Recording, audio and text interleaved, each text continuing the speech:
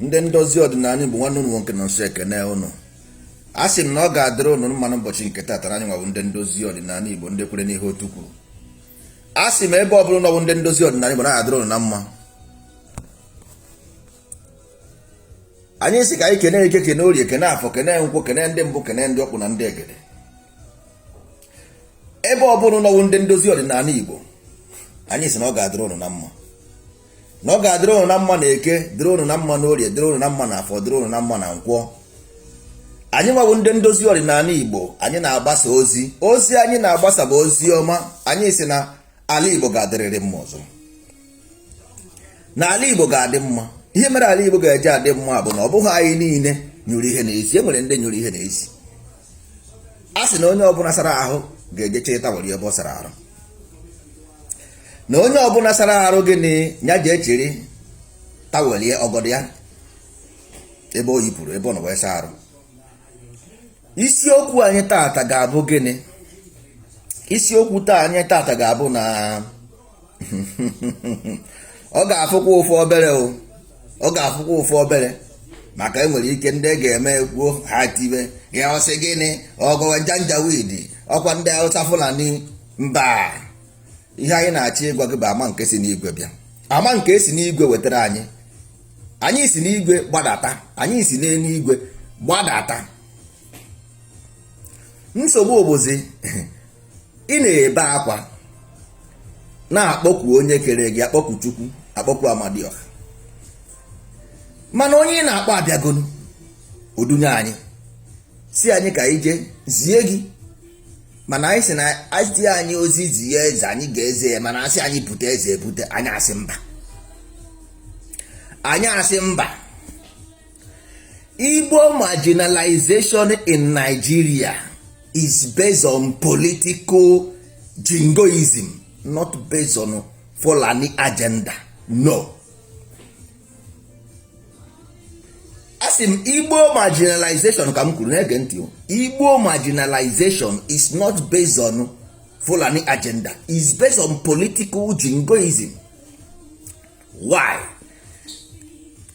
Nsogbu anyị bụ na either na some of us nwere short memory or their source of information dị faulty. Either na ị nwere short memory or your source of information is not correct. Mgbe British bịara na be anyị, ndị be Eliza mgbe ha bịara, ndị Igbo unu arapụgo your own way, omenanị gị ịrapụgo ya, ọdịnanị gị hapụgo ya. Ndị Yoruba the same thing. Sọsọ ndị nwere way of life mgbe ndị be Eliza bịara bụ ndị ugwu Hausa. That is the only reason why ha ji nye ha ọchịchị, ọ bụghị act of love. Mba, ha nyere ha ọchịchị because they have already system. Nagotable. Your people converted to Christianity out of envy and greed, not because of somebody forced them by force. No. We nwere mgbe anyị believe ụdị ha, mgbe anyị bụ ndị ụwa, anyị na-ebelieve nonsense. O nweghị conversion. Ị na-eje ụka today, nsị gị si n'ụka ahụ pụta eju, siri on your right. So how come iji wee sizie na ndị nna nna gị emere ha convert ebe ọ bụ na gị nwaji aka ga-emere onwe ebe ọ bụrụ ngwa ji aka gị decide ya ma ị ga-eje ma ị gaghị eje. Ihe gbasara religion bụ ọwụ ihe mme mmụọ. Ọwụ na ịchọ imebe, ọwụ na ịchọ ịhapụ. So religion bụ aghụghọ ka eji eme ya, ọwụ aghụghọ, ọ dị just ọgwụ ka ọ bụ magic. Aghụghọ ka eji eme ya, anaghị eme ya by force. Ọ bụrụ na ikwe asị na onye kwe tinye ekwe, ịbanye na ụgbọ mmiri m wee buru gị pụọ, that's all, nke ahụ aga. So the problem bụ anyị nwa na onwe anyị bụ ndị amụrụ ọfụ, ụmụaka ya etone. Yes, okay, now anyị fụ na nsogbu ụdị, there is occupation, there is marginalization, there is oppression. Yes, ndị ndozi ọdịnala have a desire like every other person, but our desire is based on reason why this thing is happening. The reason, we question the reason. You have a desire, but your desire is illusion. The difference between ndozi ọdịnala and ndị ọzọ bụ na ha based in illusion. Ndozi ọdịnala based on reason why the thing is happening. So our next step should be verification. we want to ask the reason why. We question why is it happening. You got to go. So ihe anyị ga-emezi na ije verify ya the source of this problem. Nke nwa na onwe gị go from illusion to emotion. Anyị nwa go to from reason to verification. Then we move from verification to identification. You move from emotion to sentiment.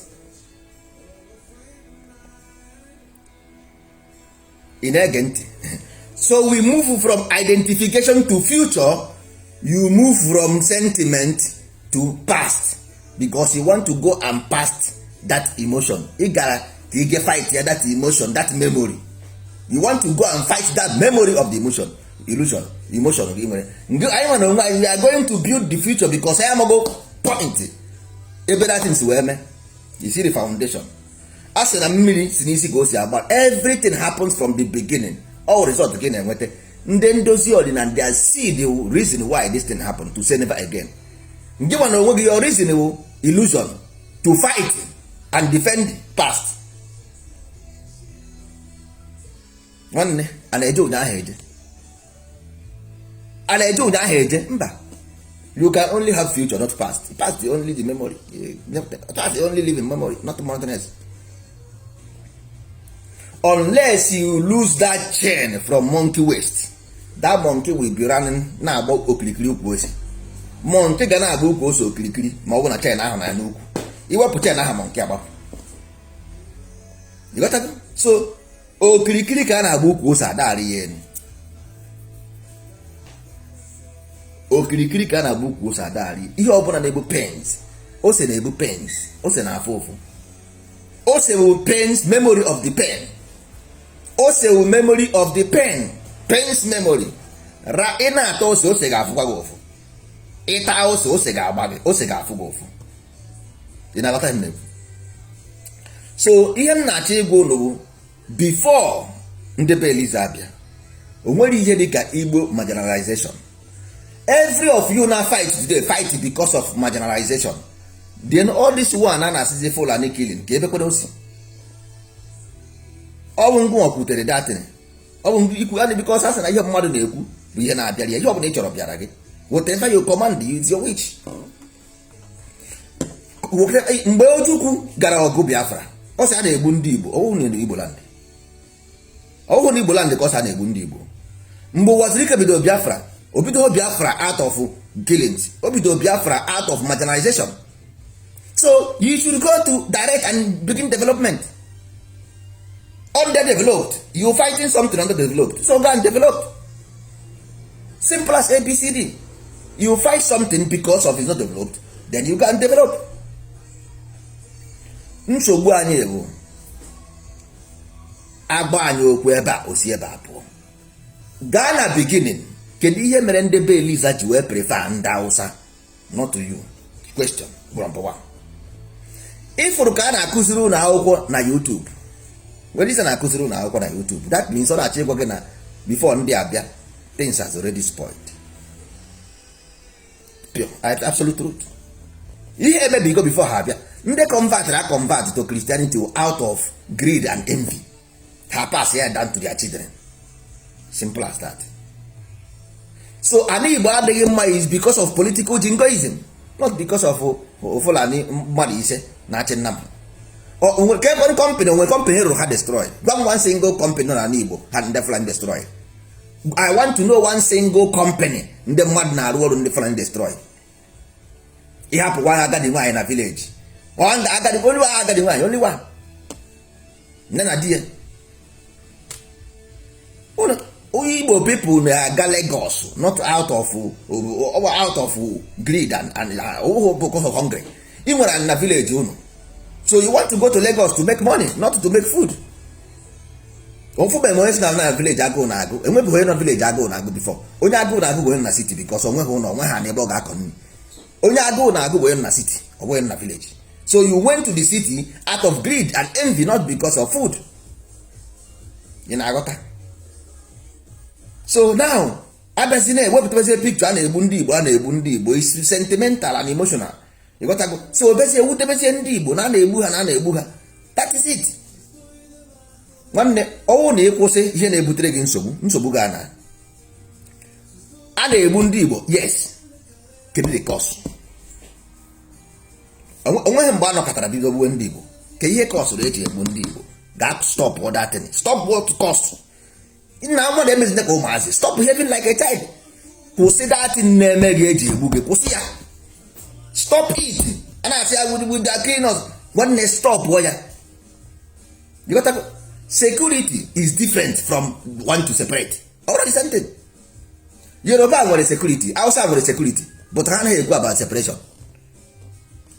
Ihe eji egbu gị because of separation ka eji egbu gị, or because of that. So imegodi ihe ndị ọzọ mere nke ga-adịrị different. Imegodi ihe ndị ọzọ mere because of that thing, or because of that thing. Ọwụhụ na mmadụ nwere onwe ya adịghị mma. Ndị Igbo sị a na-agba aka achụ ihe na-ata arụ.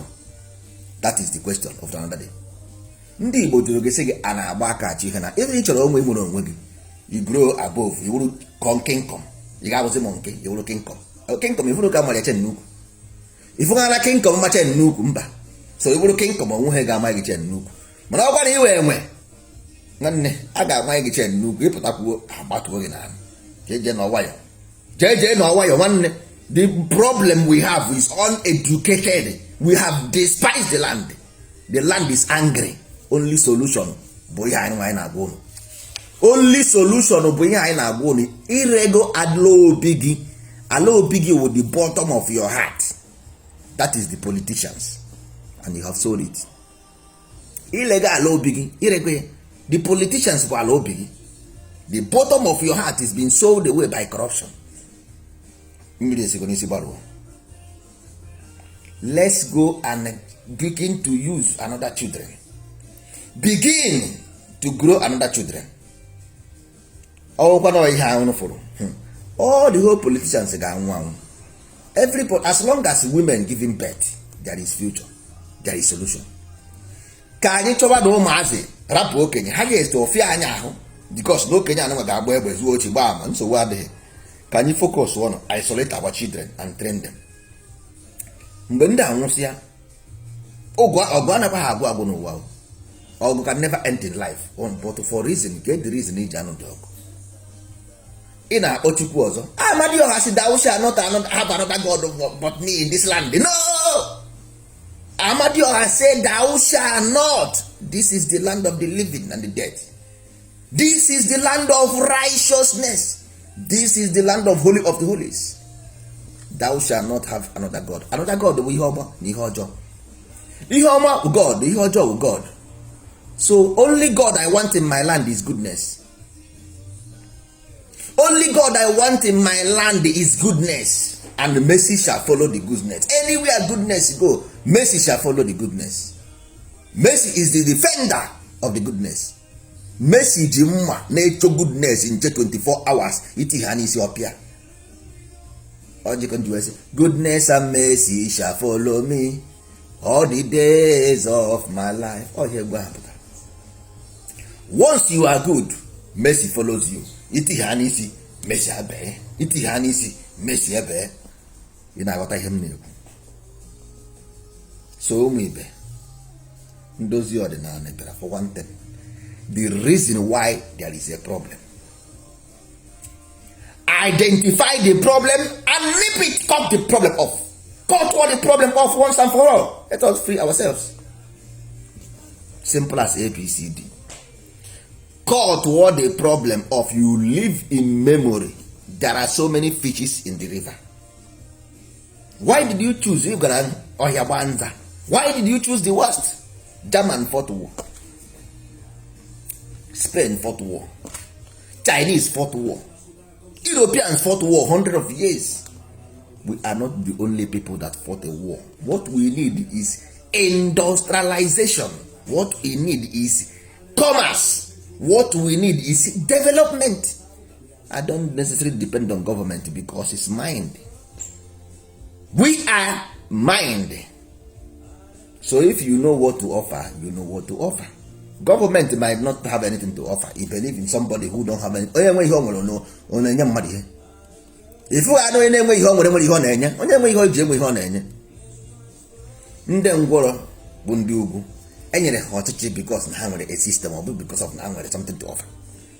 More than 50 years enwere ihe ha offergoro. No, ndị okpu si ebe a gaa Middle East goro adị some years back, all the whole land become paradise. Ndị ahụ nwezi adị na-abịasị arụ ọrụ na be ha.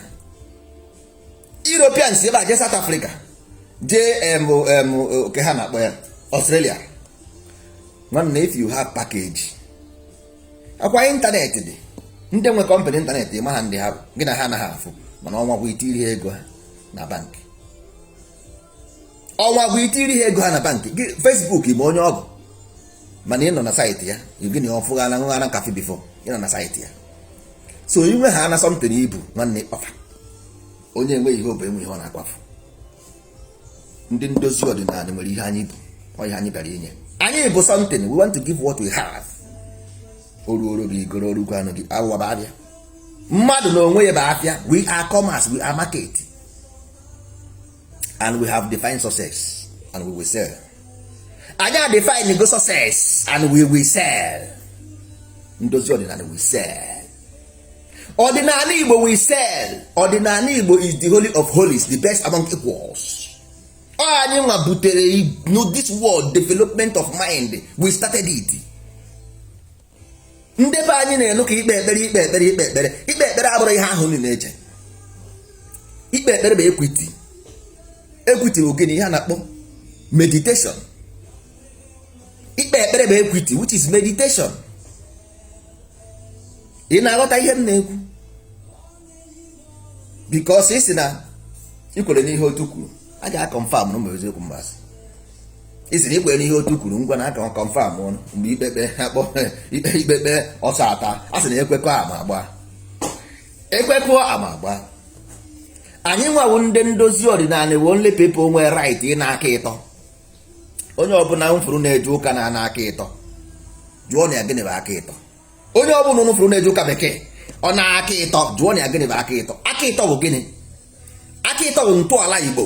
Ikwere n'ihe otu kwuru, ezi omume, ezu n'ori, agbara ama ụgha, ịfụnanya, fụ nwanne gị n'anya dịka isi fụ onwe gị n'anya. Ọ ibe eji mara anyị mabụ ndị Igbo nwanne.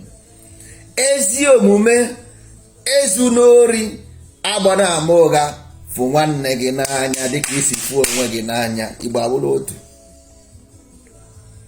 Oriri dị asọ, ọ ihe anyị na-eri. Gee n'igwe n'ụwa na-emekọrịta.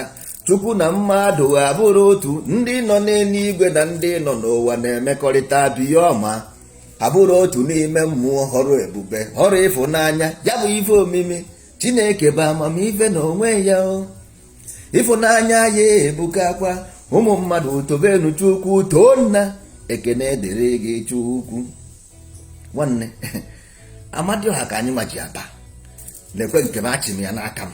Achị m ya n'aka m, aka ikpe m. Achị m ya n'aka ikpe m. Achị m n'aka nri, chiri n'aka ikpe. Ọ bụ nke a maka anyị ji eje n'ebe a. Nke ahụ my own, ọ bụ ibi m. Ọ ihe eji mara m onye ndozi ọdịnala ọbụla ga-eji ya, maka na ihe a bụ ọkụ iji aga. Ihe a bụ GPS. Nekwe GPS anyị. GPS anyị bụ ihe a. Ọ GPS anyị bụ ihe a. Ndị ndozi ọdịnala, ihe a bụ GPS anyị. Onye ọbụla bụ onye ndozi ọdịnala ga-eji ọ bụ ID card. Ihe a bụ ID card gị. Ebe ọbụla ị na-eje, a ga-eji ebe mara gị asị onye ndozi ọdịnala. Anyị iwe otu n'ime mmụọ, ezi omume, ezu n'ori, agbana ama ụgha, ịfụnanya. Ezi omume, so no to crime. Don't ever associate with people who are crime. Don't associate with criminals. Ezu n'ori. Don't associate with corruption, criminals, corruption, criminals. Don't ever. Ezi omume. Ejiri mara gị. Ezu n'ori. Don't associate with armed robbers. Ndị ori. Armed robbers. Don't associate with armed robbers. Agbana ama ụgha. Don't ever associate with fraudsters.